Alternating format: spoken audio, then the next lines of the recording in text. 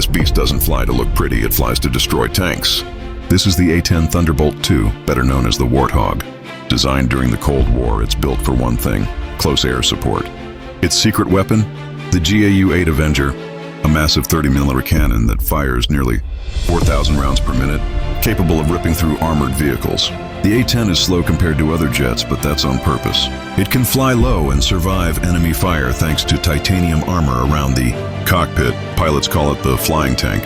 It can stay in the fight, protect ground troops, and land on short, rough runways. Even after decades, the A-10 is still one of the most feared and respected aircraft in combat.